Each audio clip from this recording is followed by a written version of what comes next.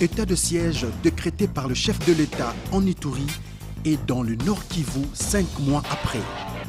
Bilan et perspective.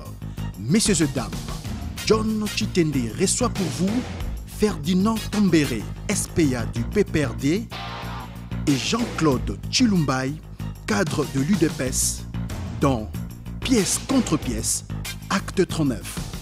Bienvenue.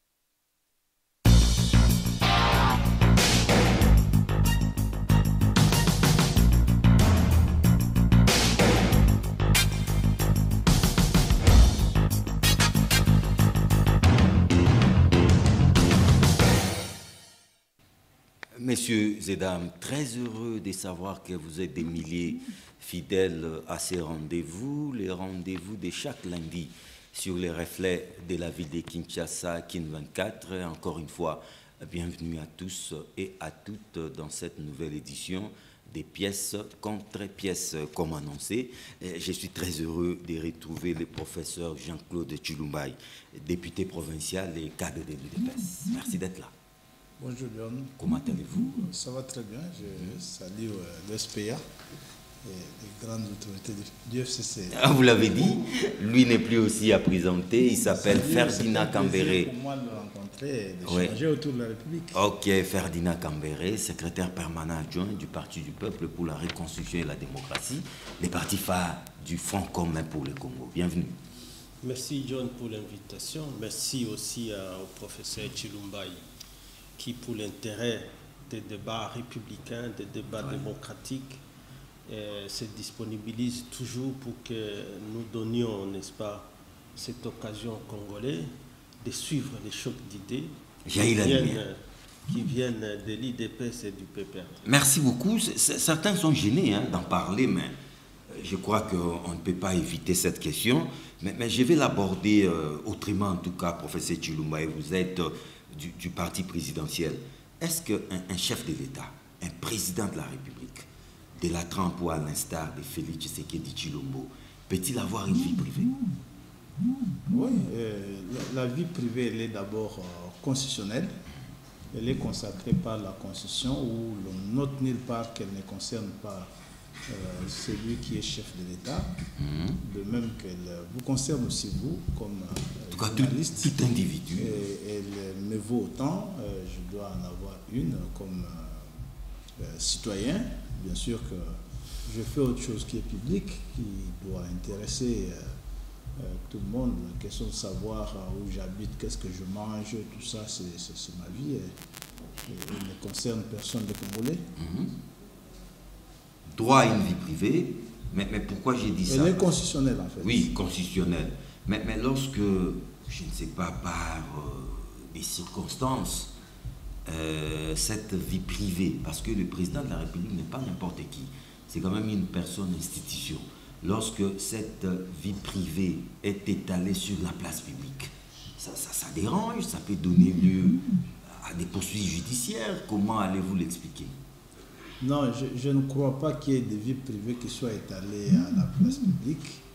Il y a plutôt des personnes non respectueuses de vie privée qui tentent de s'intéresser aux vies des gens et aller fouiner dans les vies privées. Il n'y a aucune vie privée qui soit étalée à la place publique. Ce qui gêne, c'est que des gens manquent tellement à faire qu'ils trouvent que ce que vivent les autres d'intime devrait les intéresser. C'est ça qui dérange. Non, mais à l'ère des réseaux sociaux, tout peut être commis. On peut user en un temps record, en temps réel. Instrument technologique dans le respect même de cette règle sacrée de toute démocratie qui se veut évoluer comme la nôtre. Nous avons une constitution qui consacre pratiquement 57 articles à peu près.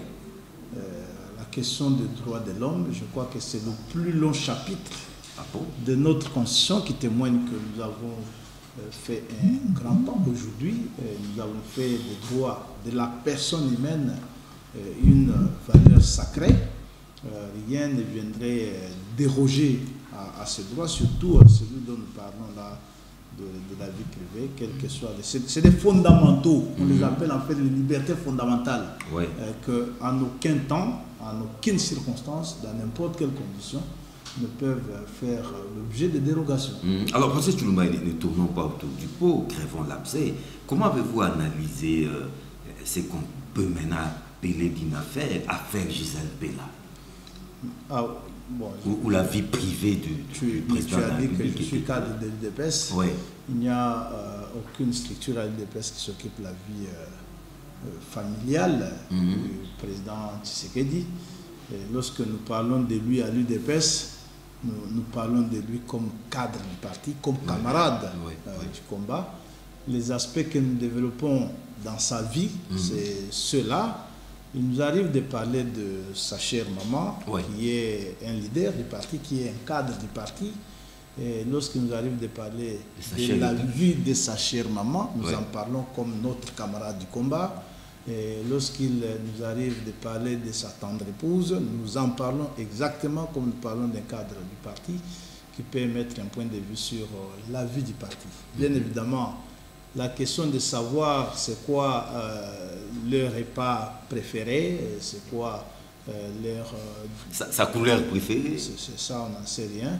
Lorsque nous tenons des réunions au parti, c'est bien évidemment des questions du parti que nous parlons. Et lui, si nous voulons en parler dans une toute autre dimension, parce qu'il est de notre obligation de l'encadrer comme fruit. Parce qu'il doit être un modèle aussi. De l'UDPS, nous parlons de son action politique, de promesses qu'ensemble nous avons faites avec lui lorsque nous ambitionnions d'accéder aux charges suprêmes de la République.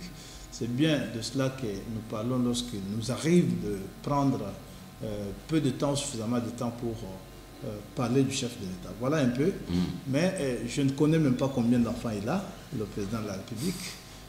On peut parler des enfants hors mariage. Je ne connais pas ses goûts en termes alimentaires. Mais c'est ça le problème, que sa vie privée dans ces angles-là soit étalée comme ça. Donc c'est que le jour que vous apprendrez que lui, il a mangé un peu plus de foufou, nous ouvrons un plateau pour dire que le président a mangé beaucoup de foufou aujourd'hui et que le jour qu'il est allé visiter son oncle, sa tante, on a fait un débat sur les plateaux de télévision, c'est ça qui n'est pas commode. Mais est-ce que quelque part la maison civile du chef de l'État a failli? Je ne crois pas que... de quoi on parle d'abord pour dire que la maison civile... Non, parce que cette vie privée-là devait se gérer.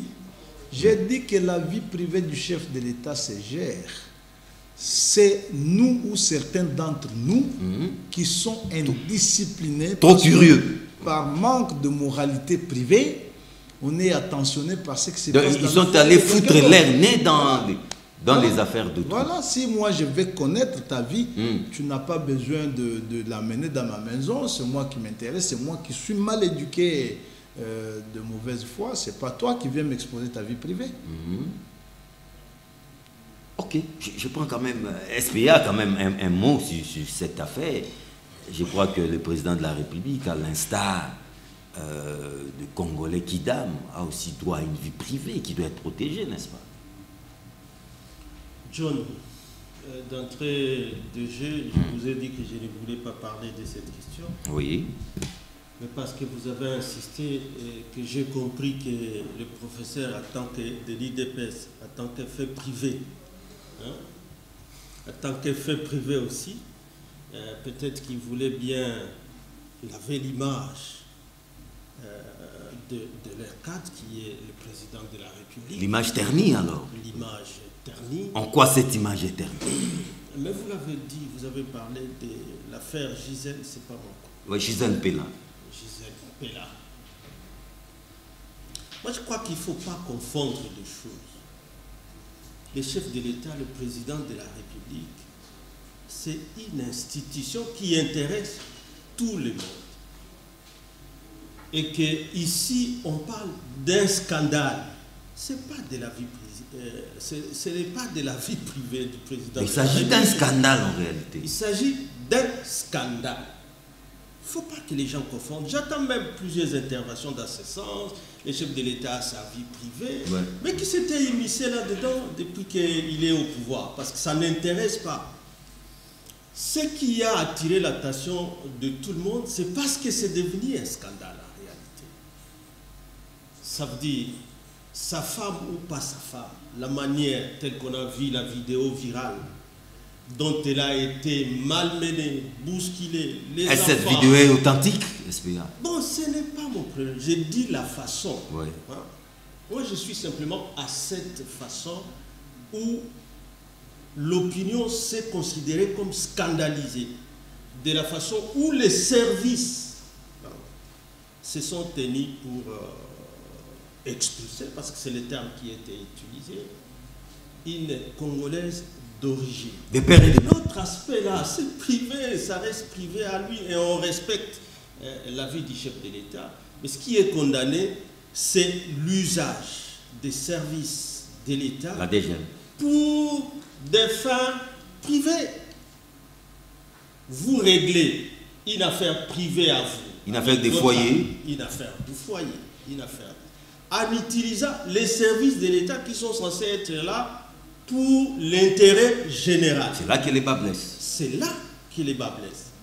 Et c'est là que je ne voulais pas aborder, mais parce que bon, vous aviez voulu qu'on en parle peut-être en passant, parce que vraiment, ces services qui sont payés par les trésors publics, qui sont là pour la protection des gens, qu'ils se soient comportés de cette façon-là, pour se débarrasser de cette femme-là. Moi, je ne connais pas tout ce qui est derrière. Les raisons... C'est pas ça mon problème. Mais au moins, les services... La procédure... On nous dit qu'il y avait des gemmes, on nous dit qu'il y avait c'est pas bon quoi. On les cite dans les médias et réseaux sociaux. C'est ça qui scandalise. Et nous avions un prêtre qui est devenu évêque plus tard, qui le disait toujours, je sais qu'il est aussi un ancien séminariste comme moi, qui lui disait... Il n'y a pas de péché en réalité. Il n'y a de péché que quand il y a scandale. Lorsqu'un fait scandalise, il faut savoir s'excuser. Et dans d'autres mondes, on démissionne. Ah bon? Donc les faits sont tels que les présidents devraient démissionner? Non, je ne dis pas, parce que lui n'était pas visible. Peut-être que c'est des fautes qu'on peut toujours localiser sur telle ou telle autre personne. Mais la façon dont la maman là, qui est une maman congolaise, qui est même mère des enfants, à bas âge, je ne connais pas ses fautes, je ne connais pas quoi que ce soit, je ne vais pas entrer dans la vie privée de qui que ce soit. C'est cette façon qui est en train d'être condamnée. Il ne faut pas qu'on fasse l'amalgame ici, que les gens s'ingèrent dans la vie du président de la République. C'est avec tout le respect que nous lui devons en tant qu'humain. Et tout ce qu'il doit avoir comme vie privée, comme femme. Bon, tu peux appeler ça comme ça. Dans la vie privée, il n'y a pas que femmes, hein, il y a plusieurs aspects dedans. Mais au moins, c'est la façon dont on a réglé cette affaire par les services payés et qui sont censés être des services pour l'intérêt général lorsque vous les prenez. Et ça, ce sont encore une fois nos lois. La loi sur les services publics, vous le savez que ça interdit tout détournement des services publics pour des faits privés. Moi, il y a des gardes. J'ai la police, par exemple, pour ma protection, pour ma garde. Et lorsque je vais régler une affaire privée, j'utilise cette police-là pour régler une affaire privée. C'est le détournement des services publics. C'est de ça dont on parle, qu'on laisse de nous ramener dans l'amalgame et de ceci. Vie privée. Voilà, John, de façon ramassée, ma petite réaction, simplement des juristes, des politiques, et qu'on cesse de croire que les gens ont fouiné dans nos... On a tous les respects pour qui que ce soit, comme il l'a dit, la vie privée est sacrée, à plus forte celle du président de la République. Mais attention, lorsque nous représentons l'État, nous occupons certaines responsabilités, il nous est appelé aussi à certaines réserves, à certaines obligations, la noblesse oblige. À une certaine discipline aussi dans la vie que nous menons au quotidien. Voilà. Tout à fait. Pour cette chose, vous allez certes réagir si vous Non, mais ça, moi, mais on évolue. Vous savez que moi-même, je ne travaille pas à la DGM, je suis dans le libéral toute ma vie. Oui. Je ne suis pas un fonctionnaire de l'État. Je n'ai aucune raison de croire que les services aient été utilisés de quelque manière que ce soit par le chef de l'État pour régler ces problèmes familiaux. Ce que je sais, c'est que personne n'échappe au service, que l'on soit congolais ou étranger, proche du président sur ou pas, le territoire congolais. Et même le jour où un fils du chef de l'État manquerait à un devoir républicain ou violerait les lois qui sont les nôtres, il n'échapperait ni à la justice ni aux autres services pour autant qu'il en soit ainsi habilité par notre légalité. Je ne vois pour quelle raison on qualifierait l'intervention d'un service spécialisé de l'État d'un détournement si nous n'avons pas, nous, accès au dossier, bien évidemment secret, d'un service comme la DGM ou comme l'ANER pour savoir de quoi exactement il s'est agi. S'il est tout simplement question de reprocher au service de s'être mêlé ou d'être intervenu dans la vie qui toucherait d'une manière ou de l'autre le chef de l'État, il convient encore que pour de grands responsables comme le SPA, que l'on s'abstienne d'en tirer des conclusions trop hâtives à imaginer que les services ont été utilisés pour dérégler de problèmes familiaux. Tant à ce jour, comme nos lois nous protègent tellement, la Constitution, c'est tellement énardi sur ces valeurs que nous avons évoquées si haut, et qu'il est de bonne loi que l'on attende, parce que bien évidemment, tout celui qui se verrait offensé par la manière dont les services ont été utilisés a des voies, des recours qui sont tant administratifs que judiciaires. Attendons que les dossiers, le jour que les dossiers seront ouverts, pour que l'on tente de donner des conclusions sur ce genre de questions, on n'en parlera, que de penser aujourd'hui de manière tout à fait brutale et hâtive que c'est agi d'un détournement de services, alors que ni moi ni les SPA qui est assis ici ne savons quoi que ce soit de cette intervention présumée des services de l'État. Attendons que les faits se clarifient pour que... Merci beaucoup, prof. John, vous tenez à ça, hein? Non. Oui, rapidement alors. Parce qu'il ne faut pas qu'on cherche à fuir, parce que je croyais qu'il tenait à ça pour donner l'éclairage à l'opinion, parce que c'est l'opinion qui a été scandalisée. Il ne faut pas se cacher derrière. C'est vous qui vous dites scandalisé par l'opinion, moi je ne suis pas scandalisé. Ah bon? Non, pas du tout. Vous n'êtes pas scandalisé? Je ne suis pas scandalisé. Ok, ça va. En tout cas, c'est l'opinion qui était scandalisée. C'est comme ça que les petites vidéos étaient aussi virales et que les gens sont intervenus de part et d'autre et dans tous les sens. Les commentaires sont sans croiser. Et que lorsque le professeur est en train de dire que nous ne connaissons pas réellement les faits, pourquoi les services aient agi de cette manière-là. Donc, il reconnaît quand même que les services étaient intervenus. Non, je vous ai tout dit au conditionnel ici. Ok, c'est bon. Je crois que j'étais resté calme. Donc, les conclusions ne sont pas les miennes dans cette affaire-là. Je dis que ce qui a fait réagir, c'est ce scandale qui s'est produit et que c'est aussi, lorsqu'il prend la défense, c'est quand même par des gens qui vantent tant l'état de droit. Et que lorsqu'on parle de l'expulsion d'une personne de nationalité congolaise d'origine vers un autre État, il dit bien que tout le monde est soumis à la loi. Mais avant d'expulser, c'est quand même une décision grave. N'y avait-il pas de juge ici pour que ces services, dans leurs compétences, instruisent les dossiers et que les Congolais apprennent qu'il y a eu quand même un procès ouvert et que ce soit un juge qui ordonne une telle mesure. Bref, passons. Bref, passons. Au moins, les choses se sont passées telles que les gens les ont vues. si elle pourrait être présentée autrement, je crois qu'il avait plus d'éclairage pour présenter les choses autrement que ce qui est en train d'être dit dans les réseaux sociaux. Malheureusement, je constate que lui non plus n'a pas d'éléments qui essaient non seulement d'effacer cela dans l'idée de tous ceux qui auront peut-être le temps de nous suivre. Et que... Vous estimez que ça a éclaboussé l'institution président de la République? Bon, si l'institution président de la République lui-même dit n'était pas scandalisé, qu'est-ce que moi je vais faire dedans? Et si l'institution de la République dit la même chose, bon, ce n'est pas mon affaire, ce n'est pas une affaire personnelle à moi, ni de qui que ce soit.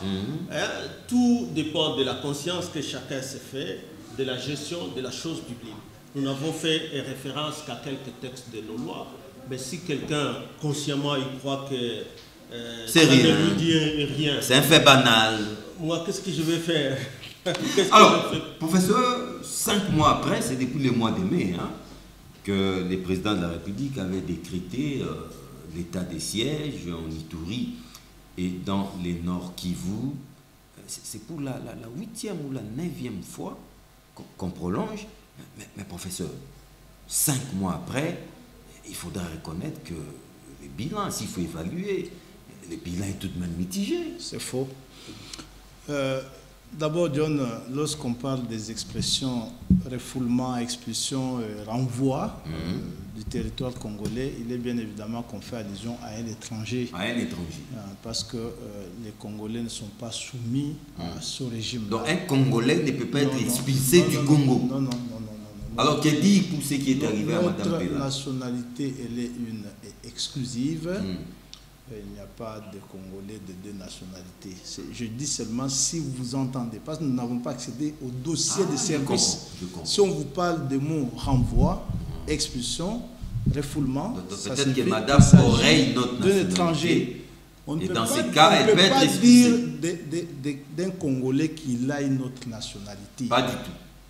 Un Congolais, il est Et là, Congolais. je suis d'accord avec lui. Un Congolais, il est Congolais ou il n'est pas Congolais. Un Congolais n'a pas d'autre nationalité.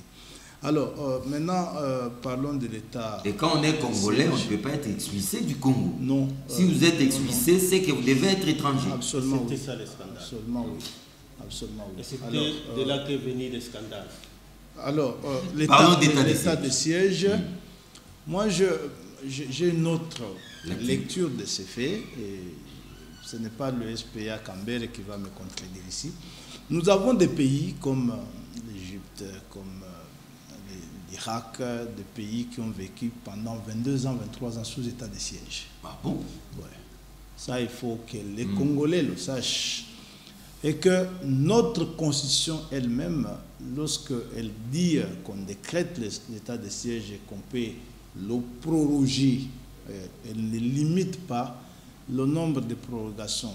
C'est vrai que moi, au début, je n'ai pas peut-être partagé la démarche entreprise par les parlements, celle consistant à adopter une loi pour chaque prorogation, parce que la Constitution ne précise pas par quel acte on doit proroger l'état de siège. C'est vrai, le fait, c'est peut-être que jusqu'ici, nous n'avons pas mis en place la loi devant réguler l'état de siège, celle prévue par la Constitution. Il y a un vide juridique. C'est ce vide qui permet à l'Assemblée de se donner des moyens de pallier à la situation. Donc, 5 mois pour cet état de siège et en faire ou en établir un résultat fataliste comme celui que je semble retenir de la plupart de nos compatriotes. Même la société civile du Nord Kivu. Non, mais je dis que la société civile ne dit pas ce que vous dites. Nous avons entendu, il y avait d'abord des doutes dans le chef des élus du Nord Kivu. C'est de nombreux élus qui se sont rétractés pour dire que la situation allait plutôt mieux que ce qu'ils avaient pensé avant. Bien évidemment, la situation, moi lorsque je dis que le SPA, c'est le numéro 2 du PPRD. Donc, il est responsable, parmi les grands responsables du chaos qui se vit dans cette partie de territoire. Ah bon? Comment? Et non, ils nous ont légué un enfer. Cet enfer qu'ils ont construit patiemment pendant 23 ans. Ils ont pris du temps pour ça. Ils ont pris du temps pour construire cet enfer pendant 23 ans. Ils l'ont vu naître, ils l'ont accompagné, tout ça. C'est quand même suffisamment aberrant, je vous dis vrai, que quelqu'un vienne penser que dans 5 mois de déconstruction d'un système horrible comme celui dans lequel nos compatriotes de l'Est ont vécu pendant ces 5 ans, on pouvait s'imaginer que l'on vienne donner un bilan magique du genre, ok, bon, maintenant la guerre est terminée, on arrête avec l'état de siège. Alors il en faudra combien? Même si la guerre chaude se termine, oui. Je vous l'ai déjà dit sur ce plateau, d'ailleurs avec le SPA Cambéré, même si la guerre chaude se termine dans l'Est, je ne trouve pas qu'il y ait un homme sensé qui trouvera normal que cet état de siège soit levé d'ici une année. Il n'y a pas un homme sensé qui peut réfléchir. Parce que l'étape de la guerre chaude, si elle est terminée, laissera place à l'étape de stabilisation et de normalisation. Et construire la paix. Il faut construire la paix, il faut la conserver, et il faut réinstaller l'État, parce que c'est des milliers dans lesquels l'État n'a plus existé pendant 23 ans. Lorsque je dis l'État, c'est dans son sens global, au point que les chefs coutumiers ont été transplantés, les chefs de localité ont été par moments tués, remplacés par des imposteurs de tous bords. Tout ça, c'est la République, c'est l'État à refaire. Et donc, pour le moment, je m'en tiens au fait que de nombreux groupes armés se sont rendus, des unités par centaines, par milliers, avec armes à main. Je tiens le fait que de nombreux axes, notamment routiers, qui n'ont plus été pratiqués depuis ces 23 ans, ont été repris. Nos compatriotes peuvent encore circuler dans leur pays de manière presque normale. Je tiens que là où les enfants ne sont plus allés à l'école il y a 23 ans passés, les écoles ont été réouvertes. Ce n'est pas moi qui le dis, le SPA, qui est même originaire de cette partie du territoire national. En sait quelque chose. En sait quelque chose. Nous avons vu un collectif des préfets, des directeurs d'école, parce que vous parlez de la société civile, qui ont fait un communiqué sur ça. Les gens ont suivi ce communiqué. Les mamans qui ne sont plus jamais allées au champ, ils ont repris les chemins de champ. Et beaucoup d'autres. Dans cette partie de la République se porte mieux. Je dis que ça ne se porte pas mieux, mais ça se porte largement mieux que hier. Parce que l'enfer qui a été installé, lui-même en sait par moment, ceux de membres du FCC les plus courageux, ou les anciens membres du FCC les plus courageux, nous les avons suivis sur les ondes, comme l'honorable Bitakwir, qui a retenu, qui a même dit à mots voilés que chaque leader de ce coin-là avait sa milice, et que par moment, lorsque nous allions dans cette campagne, parce qu'on parle des gens égorgés, tout ça, les gens n'étaient pas égorgés dans des brousses comme aujourd'hui. Les gens étaient égorgés dans la ville, dans le centre-ville de Béni. Et ça, tu en sais quelque chose.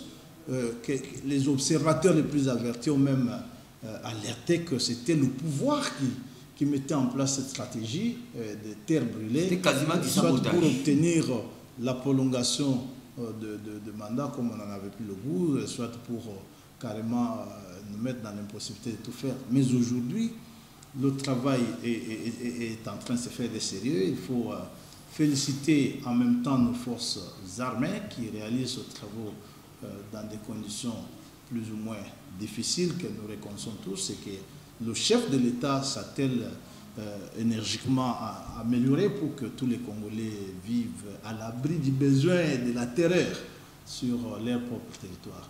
Donc, le bilan que certains Congolais de mauvaise foi, qui veulent tout simplement faire de l'état de droit un discours de pré-campagne, en cette période où nos compatriotes de l'Est ont vu leur espoir renaître, c'est un discours qui n'est pas du tout honnête. Et moi, je crois, je continuerai de compter sur la subtilité de nos élus nationaux, en l'occurrence, qui se sont... Qui doivent aller de prolongation en prolongation. Même sans se lasser. Même 1 million de prolongations. Mais nous sommes partis pour l'éternité. Pour autant que j'ai dit que oui. l'état de siège de 20 ans, ça existait dans ce monde-là. Et notre constitution n'en limite pas le délai.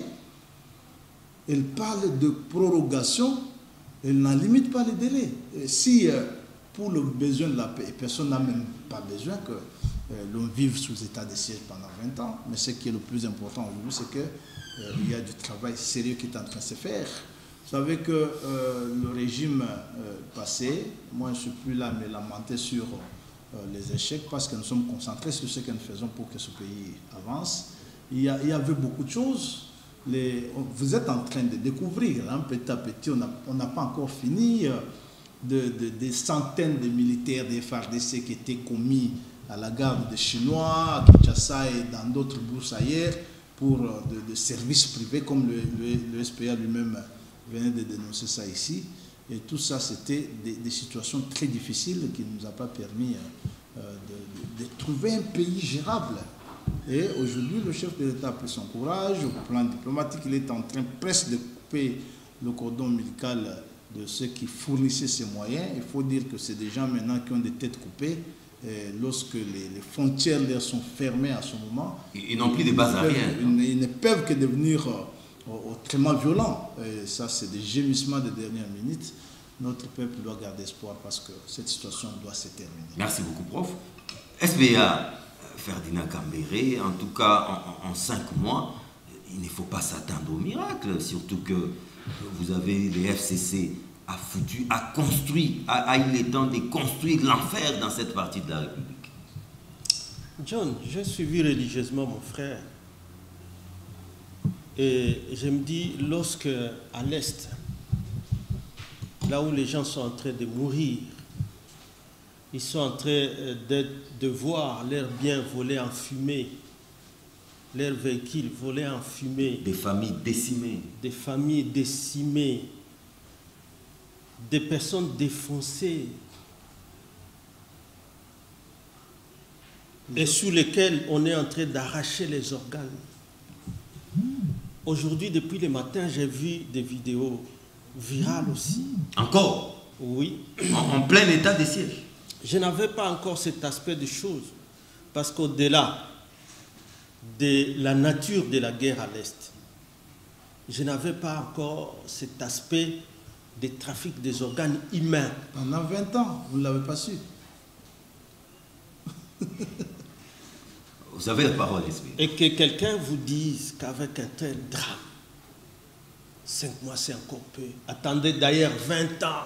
1 million de prolongations. Donc là, vous n'avez pas encore souffert. Ça, c'est encore trop peu. Attendez 20 ans, 25 ans et ne demandez rien à ceux qui dirigent. Parce que c'est l'ancien régime qui a construit tout ça. L'enfer.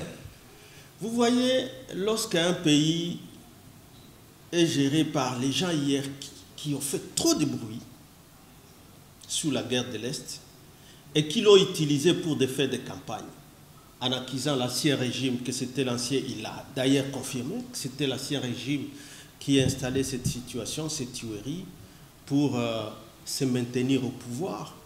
Maintenant qu'ils sont au pouvoir, non, ne nous dérangez pas, nous pouvons même rester avec cet état de siège 20 ans, 25 ans, 30 ans.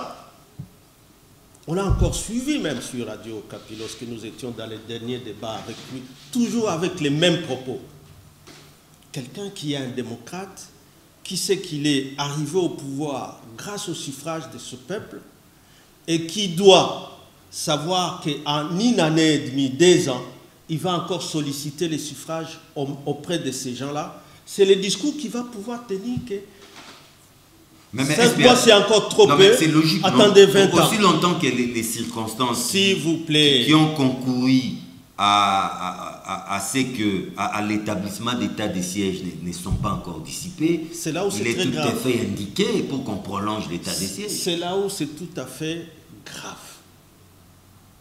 Parce qu'on a suivi le président de la République à la tribune des Nations Unies répéter la même phrase. L'état de siège ne pourra être levé que lorsque les circonstances qui ont motivé sa proclamation pourront cesser. Voilà. Quoi de plus normal? Et cependant, c'est depuis mai, et lorsque vous faites la comptabilité, sinon le monitoring qui est en train d'être relevé, il dit, lui parle de ces députés qu'ils ont débauchés de l'Union sacrée, mais la société civile, pas plus tard qu'hier, a encore fait les communiqués pour demander au chef de l'État de chercher une autre stratégie. Non, non, la société civile appelle à une évaluation. Mais c'est ça. Sans complaisance. C'est ça l'évaluation qui est toujours fuie. Qu'on ne veut pas toujours faire dans l'intérêt de la population, parce que la tactique ou la stratégie, lorsqu'elle est utilisée, qu'elle échoue, il faut faire l'évaluation et au besoin la modifier, chercher une autre qui pourra être plus efficace. C'est tout ce qu'on demande. C'est tout ce qu'on a demandé pendant tout ce temps. Mais entre-temps, on nous dit non, ça peut aller même jusqu'à 20 ans, 30 ans. C'est de ça dont on parle. Où et on ça ne est sera pas une dans grande première dans le monde. En train de relever le fait qu'avant l'état de siège, le nombre de morts n'était pas aussi nombreux que maintenant. Les groupes armés qui n'étaient évalués qu'à 120, 124, aujourd'hui ils sont au-delà, presque au double. Les villages abandonnés aujourd'hui sont au double, au triple. Et ces gens qui abandonnent, qui sont des Congolais, qui abandonnent leur village. Mais entre-temps, ces groupes armés qui équiment les lieux, même les milliers, qui étaient occupés, qui étaient exploités par ces populations. On parle de reddition des groupes armés. Ça, vous ne le dites pas. Mais c'est lui qui doit le dire et qui doit le prouver. Qu'hier, ils n'ont pas brûlé, par exemple, à Mambasa. Plusieurs boutiques de Nande là-bas, à Mambasa, qui ont été brûlées. J'ai eu la chance de parler avec, après, parce que tout le monde disait que Mambasa est tombé. Heureusement qu'il y a eu de renforts qui est venu renforcer les troupes qui étaient déjà à des bandades pour reprendre. Mais après, combien de dégâts? Perte à vie humaine, boutiques, maisons incendiées, véhicules incendiés. C'est hier. Et cependant, c'est temps-là que lui, le professeur, il dit non, les routes sont en train d'être réouvertes. C'est la route d'où? Anala où? Je comprends que lui, il parle de son bureau, peut-être qu'il ne connaît pas les milliers. Parce que de Beni à Bounia, quand on parle des commandes là, c'est sur ce tronçon-là. Ça fait plus d'un mois qu'on est en train de tuer presque au même endroit. Presque au même endroit. Il parle de quelle route ouverte? Sur la route de Beni, Anala, vers Kassindi pour aller à Ouganda. On est en train de tuer là-bas. C'est ça une route réouverte. Il n'y avait jamais d'escorte organisée avant que l'état de siège ne soit là. La route Butembo et Beni, on a déjà mis, jamais vu, on a déjà mis l'escorte sécurisée aussi par des militaires. Donc les militaires qui devaient faire la guerre contre les groupes armés dans la profondeur, ils viennent maintenant sur la route, rien que pour essayer de forcer le passage. Est-ce qu'il y a un problème d'effectif des militaires? Non, ce n'est pas mon problème. L'effectif, ce n'est pas mon problème. C'est peut-être des secrets militaires, ainsi de suite. Mais au moins, le constat est celui-là. En tout cas, avant les sièges, les tronçons que je suis en train de vous décrire ici n'avaient jamais eu besoin d'escorte militaire pour que les simples civils organisent leur voyage sur ces routes-là. Donc, en réalité, lorsque les gens, la population, la société civile ici, réclament qu'il y ait une évaluation sans complaisance au niveau des institutions, mais qu'on écoute quand même les gens. Surtout après ce monitoring-là, mais qu'est-ce qui se passe? Non, il y aura évaluation déjà parce que, non, le problème c'est quoi? Parce que tu as parlé des circonstances. Oui. J'ai l'impression que tout ce temps que l'opposition, lorsqu'ils étaient dans l'opposition, et qu'ils ont utilisé cette guerre pour des faits politiques, rien que pour crier sous l'ancien régime, mais quand même n'ont jamais compris que c'était une guerre complexe, que c'était en même temps une guerre économique, mais aussi une guerre expansionniste, parce qu'il y a toujours les trop-pleins de l'Ouganda. Pour son information, je vais lui dire, je suis quand même un ancien ministre des affaires sociales, action humanitaire, et qu'à cette qualité-là, je participais quand même à Genève à certains sommets, soit pour représenter les ministres de l'Intérieur, des ACR qui organisaient à tripartite avec les ACR, avec tous ces Rwandais qui étaient venus après les génocides en 1994, et que Kagame aujourd'hui ne veut plus revoir chez lui, et pour qu'il est en train de rechercher la terre, qui a en même temps un problème, donc qui pose un sérieux problème identitaire par rapport aux populations là-bas, et que lorsqu'on parlait de la loi Tchani ici, je l'avais encore dit, que est-ce qu'ils savent le problème dont ils sont en train de parler? Parce que si au moins avec la Constitution, nous n'avions plus de problème d'identité ou de nationalité avec toutes ces populations qui parlaient la même langue que ceux qui sont au Rwanda, mais avec les génocides au Rwanda de 1994, tous ces réfugiés qui se sont déversés sur notre territoire, aujourd'hui, il y a quand même ce problème posé d'abord par le Rwanda, ce qu'on appelle à cette matière-là le non-respect de cette clause qu'on appelle la cessation des statuts des réfugiés qu'on voudrait imposer aux Congolais, alors que ceux-ci peut-être ne veulent pas perdre leur nationalité rwandaise, mais qu'on voudrait imposer à notre population pour qu'ils restent dans notre population. Et que ça soit en même temps, pour les 20 ans qu'elles sont en train de promettre aux populations de Kivu, ou 20 ans d'état de siège. 20 ans d'état de siège. Pendant ce temps, on organise très rapidement un organisme qu'on appelle DDRS, quelque chose comme ça, et qu'on donne comme animateur, c'est lui effectivement qui est avec ces gens-là, un ancien M23. Nous l'avons dit plusieurs fois, que c'est un problème qui est complexe. Alors, lorsqu'on dit que les problèmes ou les circonstances qui ont motivé la proclamation de l'état de siège vont cesser, c'est à ce moment-là qu'on pourra lever, même si les gens continuent à mourir, même si les gens sont chassés dans leur village. Et que... Avant que la parole ne tourne, est-ce que cet état de siège peut-il constituer un élément perturbateur des élections dans cette partie de la République? Une raison de plus. Ça devient maintenant une raison politique que nous ne voulions pas nous ajouter à cela, parce qu'il y a eu quand même des élections. Aussi, il y avait des institutions provinciales et qui n'empêchaient pas, il n'y a pas d'incompatibilité que le chef de l'État, en tant que commandant suprême de l'armée, qu'il imagine une autre stratégie pour voir comment organiser des opérations chirurgicales qui sont militaires. Oui, qui sont militaires, parce qu'entre-temps, lorsqu'on met à la tête de ces entités-là que des militaires, est-ce qu'ils sont en force militaires-là? Ou ils sont en train de s'occuper des récoltes de taxes, des routes comme les autres, ainsi ils sont gouverneurs après tout. Non, ça veut dire ce qui est malheureux dans cette histoire-là, les gens, les régimes en place apparemment n'est pas en train de voir les efforts qui ont été faits pour sauver ce pays de la balkanisation. Et que les élections soient organisées pour la première fois en 2006 et que nous allions à 2011 et qu'aujourd'hui, maintenant, 2018 aussi, et qu'aujourd'hui, maintenant, on nous promet 20 ans pour que ce soit levé. Donc, est-ce que là où il y a maintenant des militaires, on nous le promet jusqu'à 2023, il y aura toujours des militaires, donc il n'y aura jamais élection?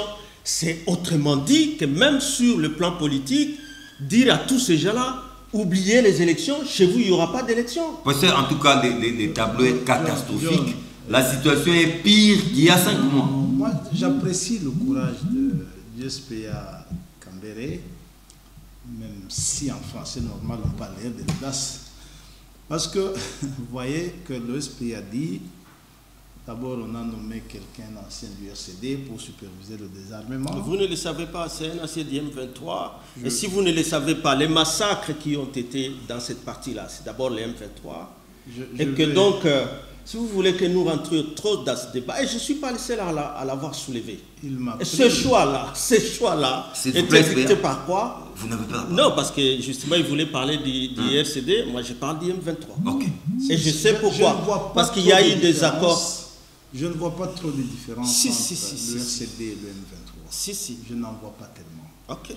Je ne vois pas trop de différence entre la FDL, le RCD et le M23. Et c'est là où vous vous trompez fort. Pas, je peux finir. Ça va.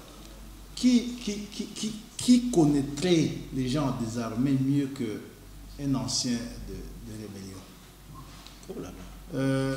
Deuxièmement, depuis que nous avons signé les accords de Sun City, le président Tshisekedi, Étienne de Rose Mémoire, vous a alerté sur le fait que, après cet imbroglio que vous avez imposé au pays, vous nous avez donné un ministre de la Défense nationale dans ce pays, un Rwandais, qui a pris toutes nos cartographies militaires et tout ce que nous avons du secret militaire de notre armée. Il l'a désorganisé, il l'a sapé. Nous en souffrons aujourd'hui. Vous nous avez donné des ministres des Affaires étrangères que vous avez par la suite, vous, décrié d'être des Rwandais. Et lorsque Étienne Tshisekedi vous dit, écoutez, nous ne pouvons pas aller aux élections dans cet imbroglio avec M. Tout-le-Monde. Commençons par le recensement. Je peux vous reproduire les avalanches de discours qui sortaient de vous, qui donnaient des leçons aujourd'hui sur cette fameuse question identitaire, alors qu'elle était fraîche. Les gens réfugiés ou Interam et autres étaient encore facilement identifiables. Vous avez rejeté toute possibilité que l'on identifie la population. Bien évidemment parce que vous avez encore des intérêts majeurs dans ces gens que vous-même vous saviez où se trouver et qu'est-ce que vous en tirez comme profit, parce que tantôt vous les avez utilisés pour tel ou tel autre besoin, vous ne pouvez pas ignorer ça aujourd'hui. Et que vous dites, vous parlez bien sûr de l'état de siège pour préconiser le fait qu'il pourrait ne pas y avoir d'élections dans cette partie de l'État, comme si les élections se sont tenues lorsque vous étiez au pouvoir. Nous sommes allés bien évidemment aux élections sans que certains de nos compatriotes aient voté. Et que, bien sûr que oui. Et c'était pour quelle raison? Parce que ça allait bien.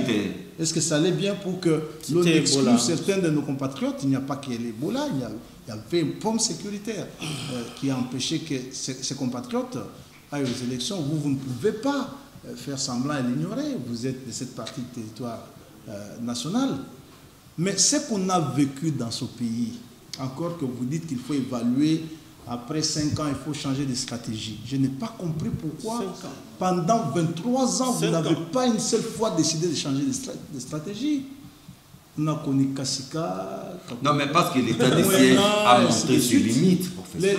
Non, mais je suis étonné que le SPA Cambéré dise aujourd'hui qu'il y a trafic des êtres humains ou des organes humains aujourd'hui, comme s'il l'ignore, comme s'il l'a toujours ignoré.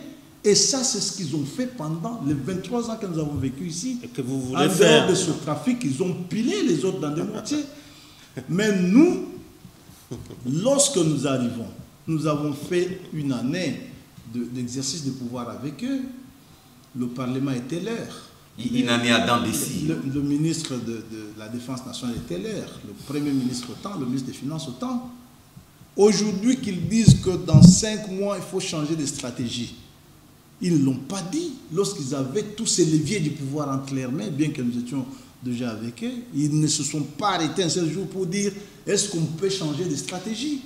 À l'Assemblée nationale, la présidente de la commission de défense était l'heure. Vous voyez un peu aujourd'hui, moi je pensais que sur des questions comme celle-ci, on choisirait de gens qui trouvent que c'est anormal la situation qui se vit à l'Est, pas quand même le FCC, le PPRD, l'AFDEL, parce que pour vous, cette situation était une situation normale. Ce n'est pas vous qui nous informez que cette guerre a été une guerre économique. Vital Kamerhe, lorsqu'il vous a quitté, il l'a dénoncé. Je me souviens que lors d'une conférence à l'université Kinshasa, il a dénoncé le fait qu'il y avait des aérodromes, il y avait tout ce qui se faisait avec l'encadrement notamment du pouvoir pour exploiter de l'or et des minéraux, les acheminer à l'insu du fisc. Mais ici aujourd'hui, ce qui fait mal, qui dérange le FCC, s'il y a des gens qui veulent faire de cette crise un discours de campagne, c'est vous. Mais je suis en train de vous révéler que ça ne peut pas vous servir et ça ne vous servira pas d'ici 80 ans. Parce qu'on retiendra dans l'histoire de ce pays, bien évidemment, ce que vous avez fait à ce peuple n'est pas comparable à ce qu'Hitler Adolphe a fait aux Allemands. Ah bon? Ils ont fait pire qu'Hitler. Pire qu'Hitler, parce que Hitler l'a fait aux gens qu'il considérait comme des étrangers, comme des personnes qui n'étaient pas de sa race. Et ils l'ont fait contre leurs propres frères. Vous imaginez? il est très tôt de penser qu'on peut récupérer facilement des faits comme ceux-ci pour rebondir sur la scène politique, c'est impossible. Maintenant, voici ce que nous disons. Oui, pour terminer. Après 5 mois d'état de siège, d'abord vous allez remarquer que nous nous sommes ouverts à l'évaluation. Ça a déjà commencé. Ça a déjà commencé au sein de l'Assemblée. Oui. Ça a commencé au sein du Sénat. Cette évaluation a commencé. Nous n'y avons pas fait obstruction parce qu'à leur époque, c'était des questions taboues étant donné que la plupart d'entre eux étaient dans ce secret. Nous, au sein du gouvernement, cette évaluation a déjà commencé. Et le président de la République, avant de s'envoler pour New York, il a instruit le gouvernement de procéder aux réflexions nécessaires pour voir comment renforcer la dynamique de sécurisation de l'Est du pays. La méthode n'a pas été qu'appliquée dans l'Est, elle s'est vécue dans le Kasaï et dans bien d'autres coins de ce pays, dans le Tanganyika et ailleurs. Ça gêne aujourd'hui beaucoup trop même que l'évasion fiscale, le détournement, les trafics illicites, le narcotrafiquant, la contrebande qui ont fait la fortune de ce régime et de ses partenaires d'autres pays soit en train d'être aujourd'hui dévoilé au grand jour. C'était aussi votre conclusion. Le plus important, c'est que il faut que notre population tienne, que le président Tshisekedi n'a aucun intérêt à voir les libertés individuelles être restreintes. Ça, c'est son principe de vie. D'ailleurs, l'honorable Kambere le sait pertinemment bien. Il sait qu'avec lui, on s'exprime très librement, y compris sur la vie du chef de l'État. Il n'a jamais été inquiété comme ça serait le cas hier. Nous avons besoin que nos compatriotes vivent leur liberté. Personne ne trouve d'intérêt, de privilège à voir cet état de siège se pérenniser. Mais nous disons que les recettes, si vous en avez encore, vous avez encore des députés à l'Assemblée et ils ont droit à la parole. Les propositions de révision des stratégies que vous proposez, ils peuvent les donner à la place publique. Vous pouvez le faire comme vous le faites là. Et que vous savez que nous sommes un régime ouvert. Nous ne sommes pas un régime fermé. Et c'est ce qu'on entend par régime fermé lorsque je dis ça comme le leur. Nous pouvons considérer vos points de vue. On doit évoluer. L'intérêt qui doit nous unir en cette circonstance précise, c'est que nos compatriotes de l'Est vivent en paix et qu'ils sortent de cette situation outrageante et catastrophique dans laquelle vous les avez placés. Alors, il ne faut pas se limiter à brosser un tableau sombre de cette partie de la République. Mais qu'est-ce que vous proposez pour sortir de cette impasse? Non, justement, lorsque moi je suis la plaidoirie de mon frère Chilumbaï, lorsqu'il commence à confondre l'AFDEL d'IRCD et l'AFDEL d'IM23, ce qui n'a même pas... C'est qu'il n'a rien compris. Il n'a rien compris de la guerre à l'Est ou de la guerre dans notre pays. Parce qu'il voudrait bien commencer par Sun City lorsqu'on vient. Pour lui, c'était nous, c'était les... Il fallait identifier la population. S'il vous plaît, lorsqu'on signe l'accord de Sun City, qui est allé au Rwanda? Ce n'est pas l'IDPS. Non. Et ça, Moubak le dit tous les jours. Que nous avons sauvé ce pays. S'il vous plaît, j'étais calme. C'est avec ça que vous avez sauvé ce pays. Vous avez consacré la partition de ce pays. Donc que je vous laisse parler. Vous avez cédé à vos amis. Que je vous laisse parler. C'est sa conclusion. J'avais la parole. Donc, si c'était ça, sauver le pays, alors que les gens se sont entendus pour un accord entre Congolais pour venir, n'est-ce pas, travailler ensemble, parce que le Raïs Joseph Kabila Kabange l'a voulu ainsi, pour que les Congolais... Qui n'étaient pas Congolais, vous avez compris? Se sont entendus d'un accord entre Congolais. Qui n'étaient pas Congolais? Qui n'était pas Congolais? C'est lui qui l'a dit. C'est regrettable. Et vos aises, soyez calmes. Donc, je crois que l'initiative du dialogue, tout le monde le sait, que c'était quand même les Raïs qui a ouvert et qui a permis à ce que les Congolais se rencontrent. Et que nous, en tant que parti gouvernement, les autres, chacun était soit dans son parti, soit était dans sa rébellion. Et qu'après ça, c'est l'UDPS qui est quand même allé au Rwanda. Vous avez le pouvoir, le premier accord jusque-là resté obscur, c'est encore avec le Rwanda, les mêmes Rwanda. Et les gens parlent trop de la guerre parce que tu as parlé de l'histoire.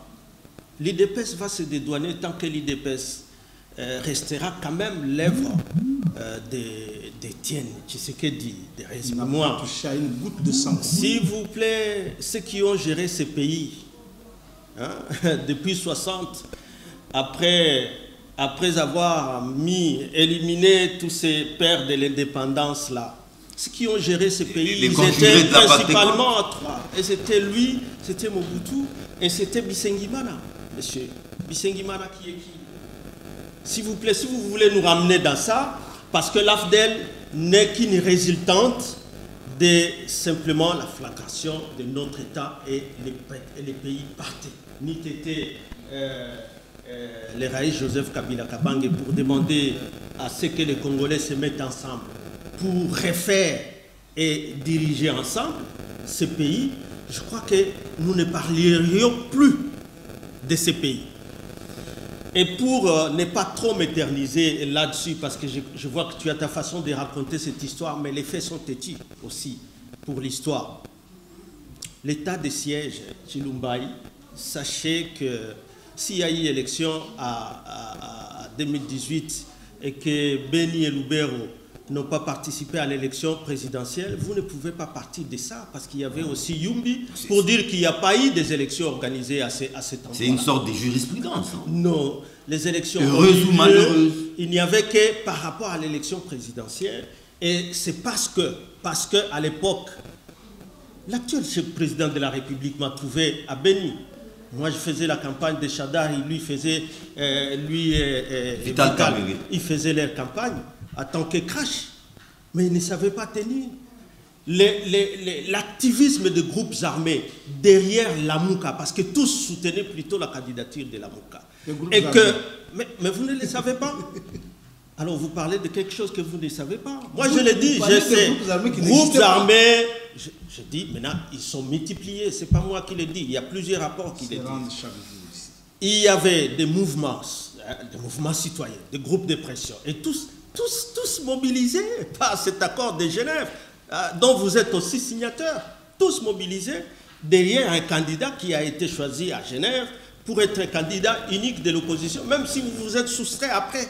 Vous voulez que nous rentrions dans ce débat-là? C'est notre liberté. Et de comment ces groupes armés, groupes de pression, et tous, nous avions du mal, nous, à mener la campagne là-bas.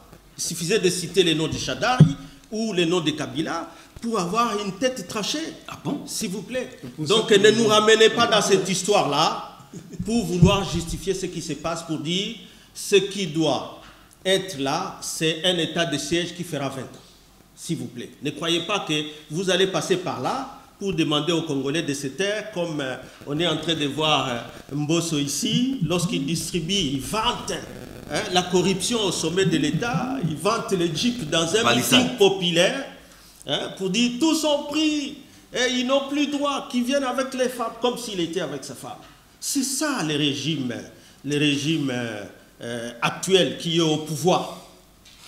Merci beaucoup. Lui, président de l'Assemblée nationale, vous voyez, des fois, il tient les meetings, mais ça tenu compte de ce qui est en train de se passer. C'est comme ça qu'il parle facilement de 20 ans, sans évaluation. Rester dans l'état de siège, c'est votre guerre. Dans les ils ne savent pas que... Ils ne savent pas...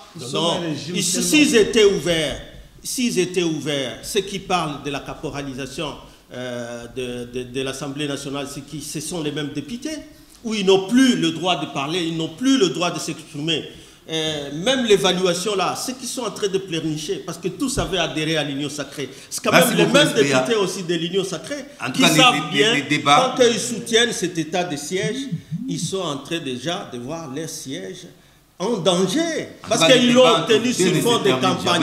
Les DIP ont été donnés aux députés nommés dans ce pays, et tous vos mandats, vous avez donné. S'il vous plaît, ne confondez pas, vous êtes aussi... Mais ce que j'ai retenu de très pertinent ici, c'est que l'honorable Kambere dit aux Congolais que s'ils ont empêché à nos compatriotes de l'Est de voter, ce n'est pas parce qu'il y avait insécurité, mais parce que le FCC était menacé. Non, donc, s'il il vous l'a plaît, dit, les médias... S'il vous plaît, il ne faut pas parce que faire le des FCC était récupérations. menacé. Chilumbaï, ce que tu dois savoir, c'est vous qui êtes comptable aujourd'hui de ces régimes-là.